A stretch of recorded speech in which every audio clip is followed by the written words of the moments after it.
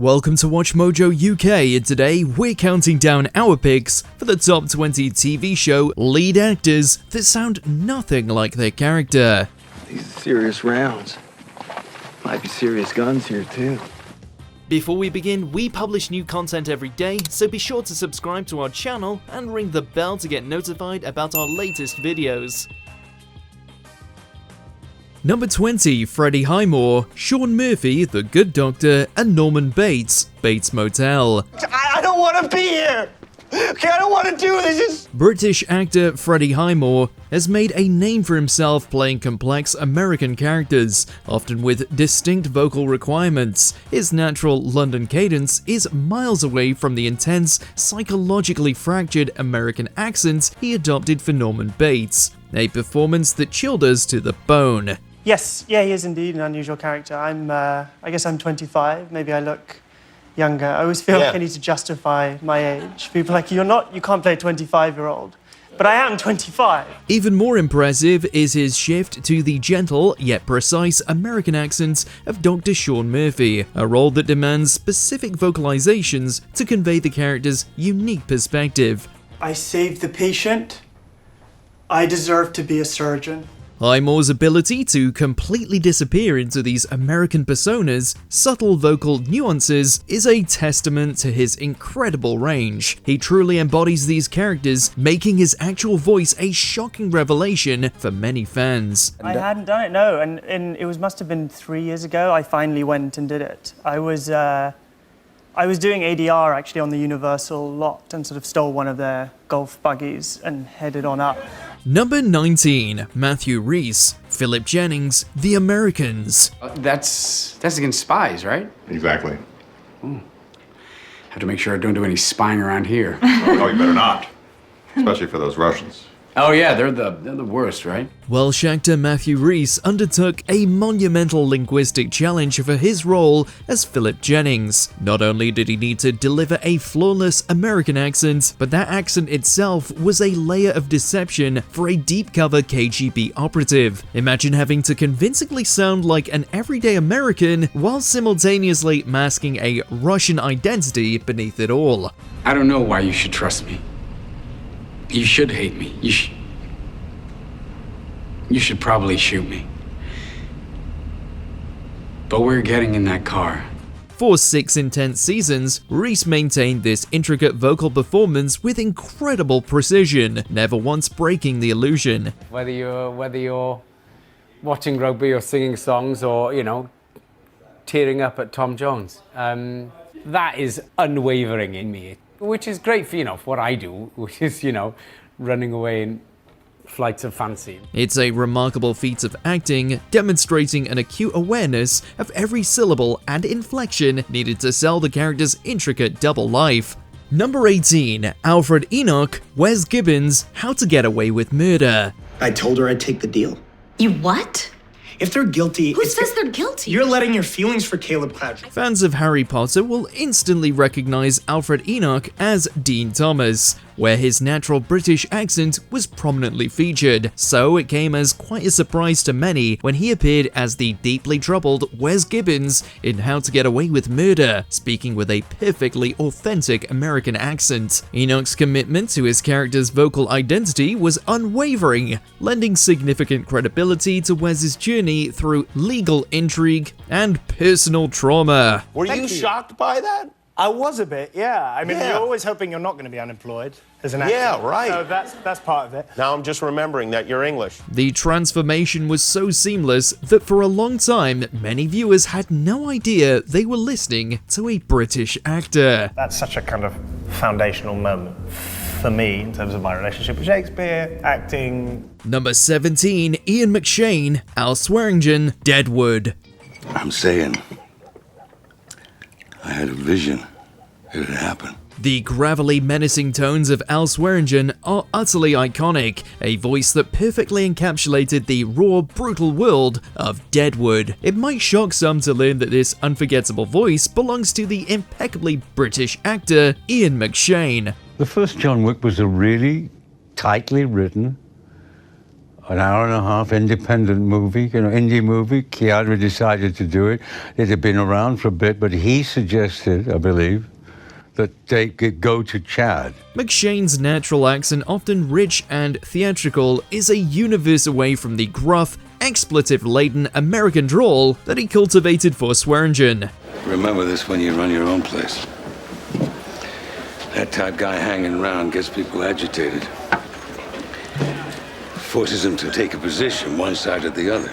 His vocal transformation was so complete and so integral to the character's commanding presence that it cemented Al as one of television's most enduring anti-heroes. McShane's performance is a masterclass in vocal reinvention, proving he could disappear into any role, no matter the accent. HBO are doing that nodding when I said about 2 weeks ago, I know it's common knowledge there's a script out there for a 2-hour movie which would have some kind of resolution. Yeah. Number 16, Ella Purnell, Lacey McLean, Fallout. Hi, excuse me.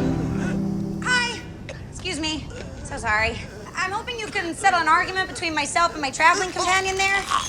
We are hunting down my father, who is not a good guy. And on this journey, we found ourselves in need of food and supplies. Plan A was to leave you alone and avoid the snare altogether. Stepping out of the vault and into the irradiated wasteland required more than just courage for Lucy McLean. It demanded a vocal transformation from British actress Ella Purnell.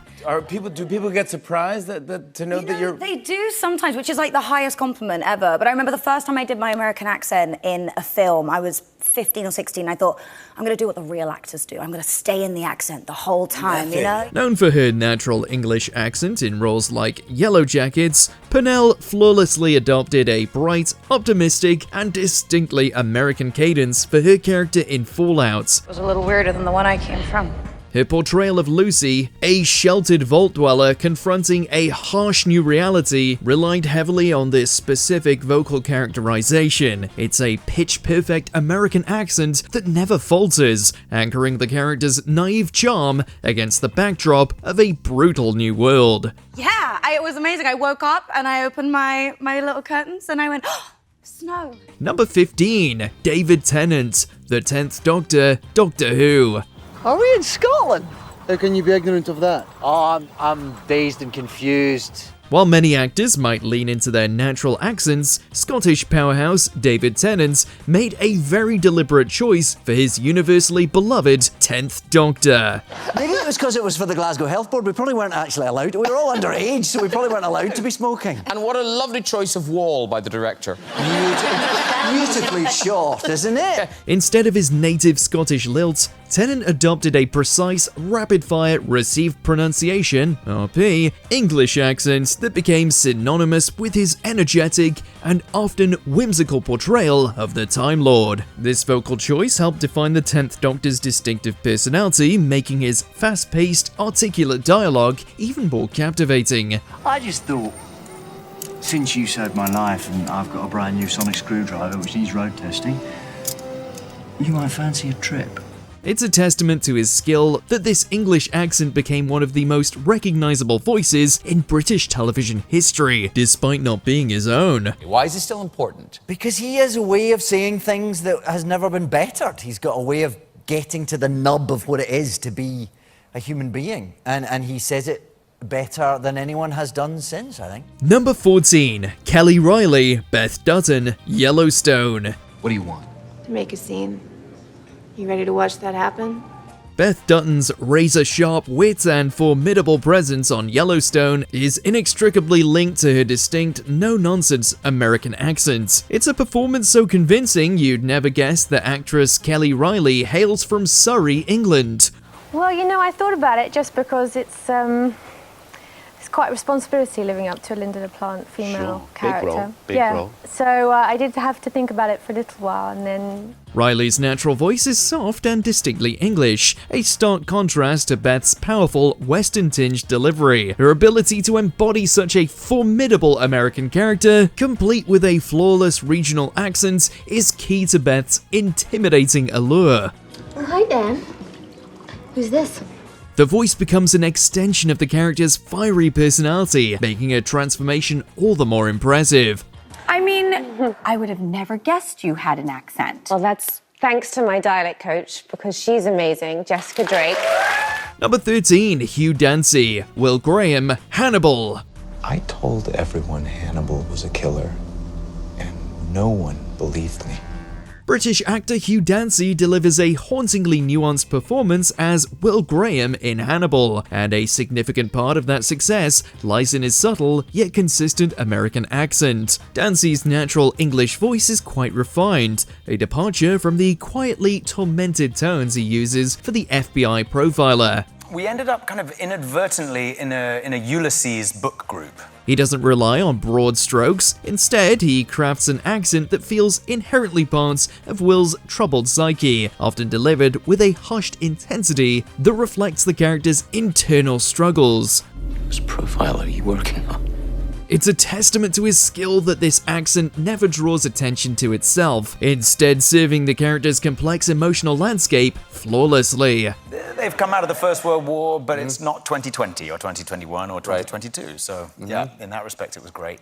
And that was my workplace. Number 12, Martin Freeman, Lester Nygaard, Fargo. Heck, you're so sure about it. Maybe you should just kill him for me. Martin Freeman is practically the poster boy for British acting, with iconic roles in The Office and Sherlock, showcasing his natural English voice. I only watch that bit. That's the bits, yeah. Really? Yeah. I will edit everything else out, and I just want to see me as... So, when he appeared as the meek-turned-murderous Lester Nygaard in the first season of Fargo, audiences were floored by his flawless Minnesotan accent. The vocal transformation wasn't just about sounding American, it was about capturing the unique, almost sing-song cadence of the region. Put your hood up, huh? I'd hate for your pretty face to freeze. Freeman's dedicated embodiment of this accent was, of course, crucial to Lester's character arc, making his unsettling transformation even more chillingly believable. It's a masterclass in regional dialect work. There's a sort of age demographic slightly different, I think. I think usually, if it's, with all respect to anyone who is or isn't this thing, I think if it's a female between 16 and 25, I know that's going to be Sherlock. Number 11, James Marsters, Spike, Buffy the Vampire Slayer, and Angel. Who am I kidding? I love to brag. For a character as iconic and beloved as Spike, the distinctive Cockney-esque British accent was absolutely crucial to his punk rock vampire persona. What many fans might not realize is that James, the actor behind the Fangs, is actually from California. We work well together because, frankly, we both always know our lines really well, and that makes for spontaneity. His natural American accent is a world away from Spike's snarling, rebellious growl, yet he maintained the character's vocal identity for years across two hugely popular shows. I was actually at Woodstock. That was a weird gig. I fed off a flower person, and I spent the next 6 hours watching my hand move. The sheer commitment to such a specific and demanding accent, making it an undeniable part of Spike's charm and menace, is nothing short of legendary. She makes me embarrassed, because I used to be the quickest study that I ever knew, and then I met her, and she just puts me to shame. Number 10, Bella Ramsey, Ellie Williams, The Last of Us. What was Marlene doing with an infected kid? I'm not infected. Bella Ramsey, a British actor, captivated audiences worldwide with her portrayal of Ellie in The Last of Us, delivering a performance imbued with grit and vulnerability. A significant part of that authenticity came from her impeccable American accent, a far cry from her natural English voice heard in shows like Game of Thrones. There's a giant... went to Belfast so many times for this. I rapped about 5 times. There's like a giant robotic claw. On a green screen. It's programmed to shake me around. Ramsey's accent work for Ellie was consistently strong, even during the character's most emotionally raw and physically demanding scenes. My shit with Joel is complicated. I know that. From the outside, it probably looks really bad. It truly anchored Ellie in the post-apocalyptic world, making her resilience and defiant spirit feel incredibly real. I've been so removed from it all coming out. I've been filming up in Scotland. And so I feel like I've been in an entirely different world. Number 9, Damian Lewis, Nicholas Brody, Homeland. I want you to lose faith. Lose faith in your country, which they say is the devil. Damian Lewis is synonymous with sophisticated British roles, often delivering lines in his distinctive, educated English accent. Oh, Rafe's fantastic, but you got to be concentrating because he changes everything each night because he's very free on stage. So, when he took on the complex character of Nicholas Brody, an American Marine sergeant turned potential terrorist in Homeland, his vocal transformation was truly remarkable. Lewis flawlessly adopted an intense, believable American accent, perfectly conveying Brody's trauma and conflicted loyalties. Thank you, Mr. Vice President. I'm not really too good at making speeches. My wife does most of the talking in the family. The credibility of this American voice was paramount to the show's intricate spy thriller premise, and Lewis delivered without a single misstep, proving his incredible versatility. I went to the reptile house at London Zoo for 12 straight weeks. And I came out of there at the end of the 12 weeks thinking, this is great. I'm going to score the top grades in the class because I saw that lizard move 3 times in 12 weeks. Number 8. Gillian Anderson, Dana Scully, The X-Files. You know, I'm surprised you volunteered for this assignment. Gillian Anderson has a unique linguistic background, having spent her childhood partly in the US and partly in the UK. Whenever she's in the UK, her natural speaking voice today carries a clear British accent. Her most famous role, Dr. Dana Scully, demands a precise, intellectual American cadence. It had been recommended to me, and I listened to the audiobook. I do a lot of driving with my kids, as a lot of parents do, and so I was listening to Ray. For 9 seasons and 2 movies, Anderson maintained Scully's vocal identity, making it arguably the voice most recognized by millions. When you did go home, did you talk to your father? Her meticulous attention to this accent for such an iconic character cemented Scully's credibility as a no-nonsense FBI agent, making it challenging for some to reconcile with her often British voice. I've played real-life people who have passed, and recently I did Emily Maitlis, who's more present. I think that was probably the most intimidating because she's so well-known, and people, listen to and see her daily. Number 7. Charlie Hunnam, Jack Steller, Sons of Anarchy. This time it was unanimous.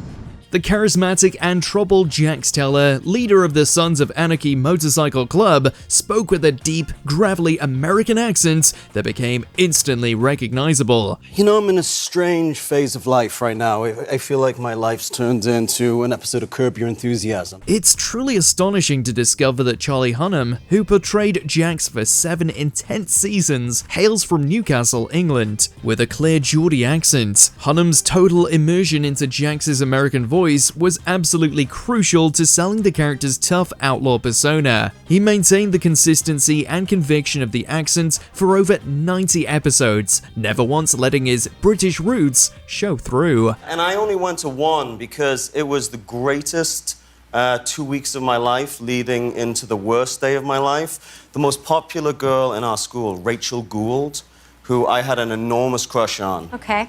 Number 6. Millie Bobby Brown, 11. Stranger Things. You promised I'd go, and I never leave! Millie Bobby Brown burst onto the scene as the enigmatic 11 in Stranger Things, captivating audiences with her powerful, often silent performance. It was the craziest trip, because these two flights had been mixed up and they hadn't been flying out. And I was in the lounge, and we had found other transportation to get to, New York. What's even more impressive is that Brown, despite being British, flawlessly adopted the American accent for the character, even with 11's initially halting speech patterns. Friends? What friends? Stacy and Angela. Angela? You'll meet them, I promise, just not today. I want today to be about me and you. Her natural English accent is quite distinct, making her ability to portray an American child so convincingly all the more remarkable. As 11's vocabulary expanded, Brown's American accent remained pitch perfect, demonstrating a vocal talent far beyond her years. Everybody kind of loves a bit of it. My mum, she's always like, I can't watch it. But then she sits there and she's like, Number 5, Matthew Macfadyen, Tom Wambsgans, Succession. It's incredibly accurate. Every time you look at it, it tells you exactly how rich you are. That's very funny. Did you rehearse that? No. No. Yes. But Matthew Macfadyen is renowned for his distinguished British performances, often with a refined English accent. So his transformation into the social climbing American Tom in Succession was a revelation. Sarah Snook, who's Australian, who plays Shiv, she and I have sort of accent days where we're like, we can't do this. We just can't do it. Everything sounds weird. Macfadyen's portrayal of Tom featured a perfectly executed Midwestern American accent, subtly highlighting Tom's outsider status within the powerful Roy family. It wasn't just an American accent, it was a specifically Tom American accent, infused with a certain awkwardness and ambition that perfectly underscored the character's motivations. The vocal shift was so complete, many viewers were genuinely surprised to hear his true voice. And my voice goes very high with Sarah, partly through fear, Tom's fear of Shiv. Yeah, of course. So I start, it's very like, honey, no. Number 4, Idris Elba, Stringer Bell, The Wire. Idris Elba's turn as the calculating drug lord Stringer Bell in The Wire is widely considered one of television's all-time great performances. Your deal today? You going out on point, picking up business in the pit. What many fans might not realise is that Elba is a British actor with a powerful London accent. I'd auditioned for this for so long, and they told me, don't come in with your English accent. It doesn't sound very gangster. You auditioned? His portrayal of Stringer featured an impeccable, nuanced American accent, specific to the streets of Baltimore, which he maintained with absolute consistency throughout the series. No, you're not gonna bring that corner bullshit up in here, you hear me? Yo, you know what we got here? We got an elastic product, you know what that means? The shock of hearing Elba speak in his natural voice after The Wire was a common experience for many viewers, just proving how damn good he was at pulling off the voice. I mean, you know what I'd say? I'd say that I was amazing in that movie. Number 3, Peter Dinklage, Tyrion Lannister, Game of Thrones. She's a girl who walked into a fire with 3 stones and walked out with 3 dragons. How could she not believe in destiny? Tyrion Lannister, the witty and cynical dwarf from Game of Thrones, quickly became one of television's most beloved characters, largely due to Peter Dinklage's incredible performance. The character's aristocratic English accent was a cornerstone of his identity within the world of Westeros. It might come as a surprise then to some that Peter Dinklage is a born and bred American from New Jersey. But my grandmother had a big old TV in Fantasy Island. Love Boat and Fantasy Island was like a double feature. Sure, Saturday nights. Yeah. This crafting of such a convincing and memorable English accent, which was indeed an integral part of Tyrion's charm and intellect, earned him multiple awards and solidified his place in television history. And people get tattoos with your face on them. Do, which is strange because they're getting the Tyrion tattoo. There's a lot of, you should go online and look at all these tattoos. They're beautiful, but they're getting the Tyrion tattoo, but I'm Tyrion, so they're really just getting me. Number 2, Andrew Lincoln, Rick Grimes, The Walking Dead. Sometimes I wonder if you even care about us at all. She said that in front of our kid. For over a decade, Andrew Lincoln embodied the stoic, resolute leader Rick Grimes with a deep, unwavering American Southern accent that felt as authentic as the Georgia landscape itself. It's truly astonishing to remember that Lincoln is a British actor whose natural voice is a stark contrast to Rick's iconic drawl. Truth is that when I read the script, I just went, oh, I didn't know that it was based on the comic book, He kept that demanding accent with incredible consistency and conviction through every desperate plea, every guttural scream, and every rallying cry. These are serious rounds.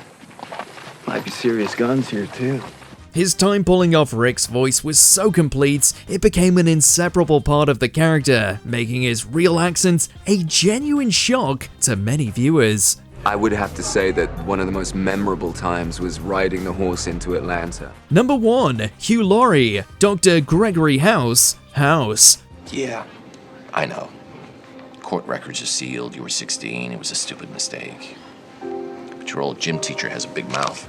Hugh Laurie is a British comedy legend, known for his refined upper-class English accent and a career spanning decades of beloved British shows. So, when he took on the role of the cynical, brilliant American diagnostician, Dr. Gregory House, audiences were utterly floored by his American accent.